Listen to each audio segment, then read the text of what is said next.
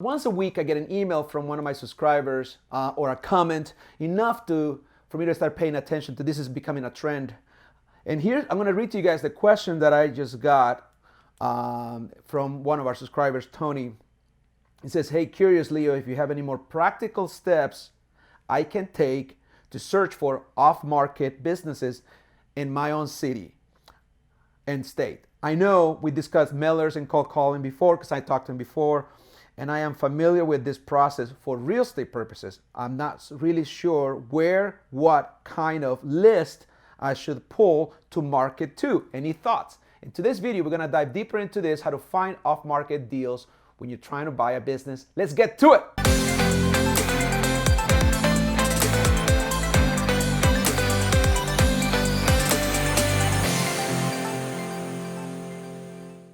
Hey everyone, welcome to my channel. I am your host, Leo Landaverde, business broker and commercial lender, helping you buy and scale a profitable business. If you are a small business owner looking to diversify your wealth by purchasing a very profitable business, or a W-2 corporate employee or executive sick and tired of the rat race, wanting to leave that behind by becoming the CEO of your own company by purchasing a profitable business, you are in the right place.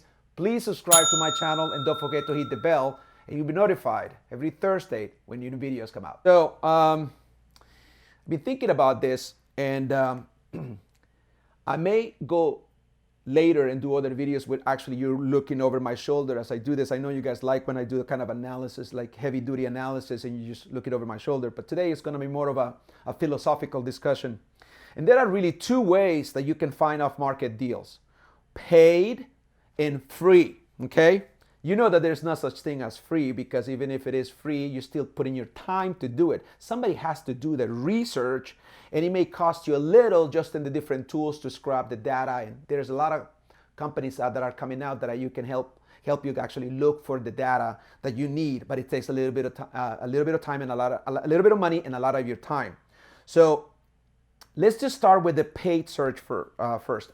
I just came back yesterday from the International Business Brokers Conference in Orlando, Florida, 4 days. It was just really amazing. And some of our vendors were some of the best in class in when it comes to sourcing for business owners looking to sell their businesses, whether it is up to $1 million purchase price or $2 to $10 million, what we call lower middle market. There were over 2,000 brokers and M&A advisors at this group, and a lot of them use them.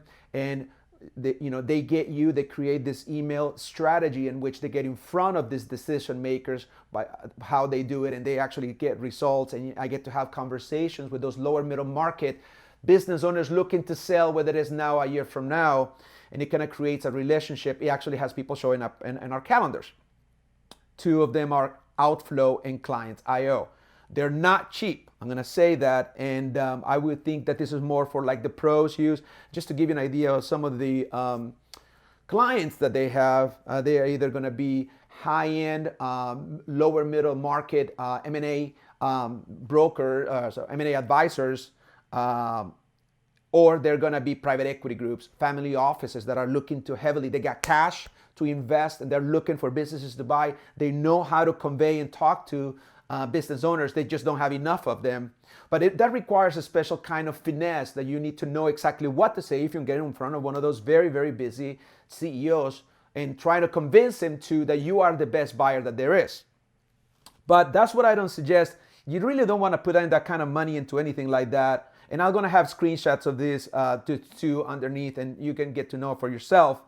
But those are for the big time players. They are the people that are actually, doing and having interviews with CEOs and doing seminars for CEOs or owners of companies that are $2 to $20 million range, what we call lower middle market.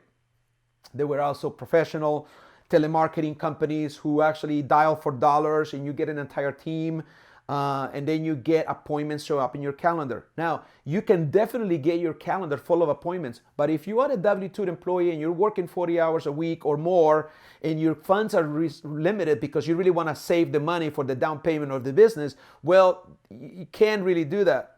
It costs money to do this. So I suggest that unless you're a serial business buyer, it is better to stay more with a more proprietary deal flow hunting strategy. So speaking of that, when you're actually looking for off-market deals, your mindset is that more of a hunter. You know what? A hunter is actually looking for prey. You're actively seeking what you're looking for, and it's best to be a specialist rather than being broad. And I talk about that in my videos quite a bit. You know, being a specific, knowing the types of 2-3 industries that you want to go after, so you can go deeper into that industry versus going broad. You know, it's better to go a mile deep than a mile wide. It's just better that way. So, and there are the gatherers, right? There's those types of, whenever you have a business that is sitting on an online platform like BizBuySell, BizBend, businessbroker.net, and dozens of more. And let's not forget all of the websites for all of the business brokerages in the US. You're gonna end up over 200, 300 websites, and it can be overwhelming. So for that, there are also curators of content that will sell you all of the aggregate of all these listings, ranked by EBITDA and the location, etc. You can actually make yourself crazy with all this information, but you're gathering. When a deal is live on the internet, it's live, which means that you're not the only one looking at it. You're gathering information, and it's a numbers game. The other approach is a little more sniper type. You're actually talking to sellers who may not have considered that they want to sell a business. And there's good and bad in those. But you really have to come across like the investor. Because when you are actually talking to business owners, they're going to give you 30 seconds to a couple of minutes of your time. And if you're not able to convince them that they should be talking to you, they're going to go click, they're going to hang up. So one of the ways, I'm going to share this one of the ways where I actually procure, I've been very successful with mail campaigns, traditional, good old-fashioned mailers. I send about 1,000, about 500 a month, and there's a return. You know, I'm looking for about 1 to 3% return on investment or conversion rate, and it's been very successful. I only exclusively market to lower middle market businesses. I between $2 and $10 million in revenue, and I'm looking for EBITDA of 300,000 or better. It's not uncommon that I'm talking to owners that have earnings before interest, taxes, depreciation, and amortization north of $500,000, enough that you go adjusted EBITDA, and you can actually, a business that you can actually leave your day job and actually go the CEO of your company. That's who I really speak to when I'm talking to business executives, and if some of you who are actually watching my videos. So, need help in buying a business? You know, every week I have 3, 4, 5 conversations with different buyers at different stages in the game of buying a business. If you're stuck, let's chat. I may be able to provide you with some actionable steps that you can take. It's a complimentary call. Just want to get to know my audience. All you have to do is drop me a comment below or email me directly. My email address is in the description section of this video down below. Thank you so much for subscribing to my content. One of the ways that I actually do mail campaigns is good old-fashioned county libraries. In every county in the US, there is a library where you can access something that is called Data Axle.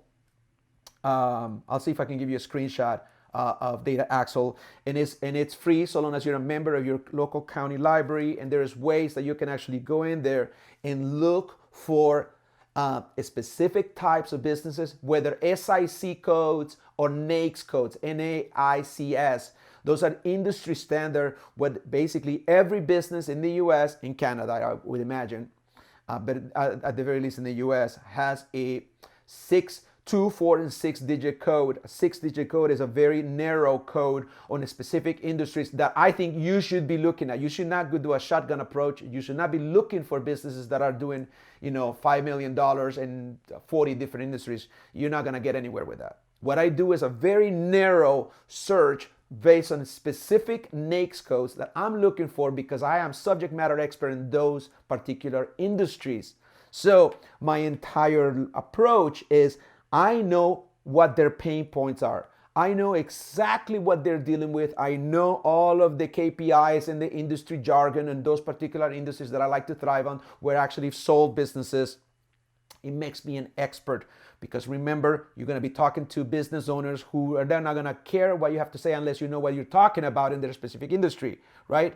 People do business whom they know, like, and trust. So I do these mail campaigns with the local county library online access, and I pull a specific group of NAICS codes. What I'm looking for is you're only allowed to, and I don't know what's going to be like for your specific county search, but in California, it only allows me to pull 250 data points at a time. So I have to go through multiple searches, and I do 4 of them that'll give me 1,000, and then I curate it, making sure that everything looks fine.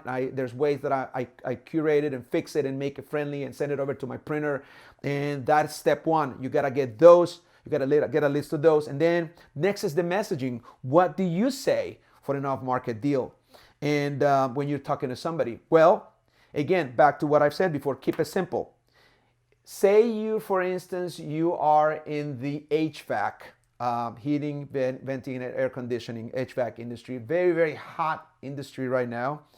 And if you have worked as an operator, an employee, or a tradesman, and you're very, very good, and you want to own your own HVAC company, wouldn't it make sense that if you worked in that industry and you want to target 100, say 200 of your local HVAC companies, and you say something like, I am an investor, I am someone who has a lot of respect for the industry, and I'm looking for someone who is at a point in their lives that they would consider an exit strategy by talking to me, and I'm an able, ready to close buyer looking for a specific type of business, and will you be willing to entertain a conversation with me, or something to that effect? I'm paraphrasing. It's usually a one-pager, but what you want is you want to come across as like you know what you're talking about. And you know what people do? They're gonna get that mail. They're gonna get that letter in the mail. They may or may not open it, but they open it. The first thing, what do you think is the first thing they're gonna do? They're gonna look at your name, and they're gonna go to your LinkedIn profile. They're gonna do a Google search, probably incognito, and they want to look at your name and see what comes up to make sure that you are who you say you are. The higher up in the food chain you go as far as revenue, these CEOs, they've heard it all. They get all these pitches all the time. So you have to be able to cut through the noise by being authentic, by having something to say that is specific to the industry that you're going after. So you may say something like, hey, I know what it's like to look for technicians right now. And I must be difficult, but I've been in the industry for 10 years, and there are ways that I would love to, even if you're not willing to sell to me, I'll be willing to give you some of the things that I've done in the past, because I actually have owned or worked for, whatever your story is, in an HVAC company. Us as business brokers and M&A advisors, we have our ways, and I reserve some of the scripts and content to those who I actually work with one-on-one, but I wanted to steer you in the right way by telling you, if you're going to buy a business, your why of you doing that is going to come across. You can't just buy a business. The process is more like dating and then marriage. You can't really date a business owner whose business you want to buy without them seeing right through you and what your intentions are. Think about it. If I am a business owner who I own an HVAC company, and I've owned it for 25 years, and I have 20 employees, and some have been with me since the very beginning, and they trust that I'm going to take care of them and their families, these people are family to me. So when the time comes for whether it is voluntary retirement or involuntary, whether it is forced on the seller or not, if they've been in business for any length of time, they're really going to care about their employees to the degree like they are mortified over the idea of having to turn over their baby, the business that they built so hard for, to just let it go to anybody. Conversely, when they're talking to somebody who feels that they're gonna really know more than they do now, and they're gonna take their business to a higher ground, they will definitely be willing to do that.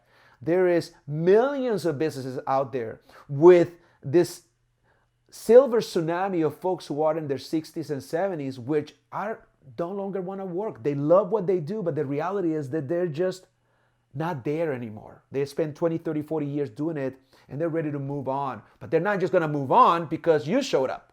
So I'm going to continue to talk about this, guys, and I just want you to just really think this through. When you are in an on-market situation, you are reacting, you are gathering, you are a gatherer. There is nothing wrong with gathering, but you know that your competition is steep, right? I have listings for sale right now. It is not uncommon to get 2, 3, 4 buyers a day.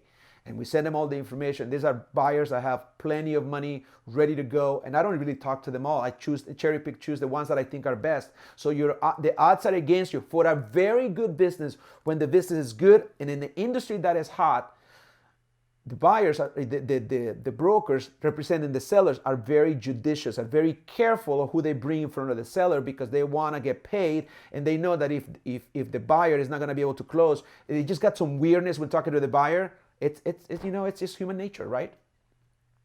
So you're gatherer when you are looking on the onlines, but I want you to become a hunter. I want you to have a blue ocean strategy. You're not only competing against yourself, you're having conversations. And guess what? In the world of business acquisitions and M&A, there's not such thing as finding and buying a business in 30 days. No way.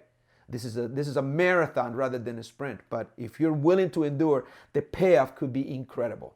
So thank you so much for watching today's video and listen to my rant. Limited time, I'm giving away my cash flow calculator. As last time I checked, it had over 1,000 in the last month.